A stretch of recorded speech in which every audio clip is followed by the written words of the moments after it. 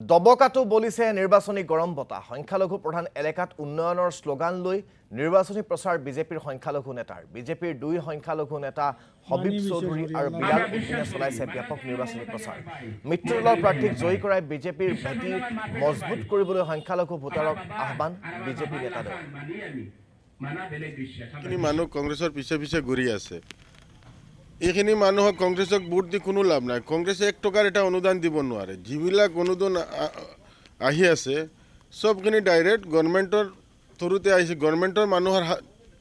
অফিচাৰবিলাক সব গভৰ্ণমেণ্টৰ নেতৃত্বত কাম কৰি আছে গোটেই আমি উন্নয়নৰ কথা ডেভেলপমেণ্ট আপোনালোকে নিশ্চয় জানে মাননীয় মুখ্যমন্ত্ৰী এটা ডিচিশ্যন লৈছিলে তেওঁ যোৱা টাইম আমাক বিধানিক মাতিছিলে মই তাত আছিলোঁ তে প্ৰত্যেক সমষ্টিত 25 কিলোমিটাৰ অসম মালা প্ৰত্যেক সমষ্টিত হ'ব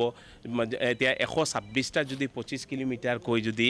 অসম মালা ৰোড হয় তেতিয়াহ'লে অসমৰ কি উন্নয়ন হ'ব চিন্তা কৰক এই ধৰণৰ এনেকৈ দুৰ্দৰ্শ কৰ্মীক যদি মুখ্যমন্ত্ৰী থাকে তেতিয়াহ'লেতো আমাৰ হাৰাটো মানে কুৱেশ্যন নহয় আমি উন্নয়নৰ বিষয়ে মানুহক যি আমি সেৱা কৰিছোঁ মানুহক যি সহায় কৰিছোঁ শিক্ষা দীক্ষা ৰোড স্কুল মেডিচিন খোৱা বোৱা ল'ৰা ছোৱালী যিমান আছে এইবিলাক লৈ আমি এইবাৰ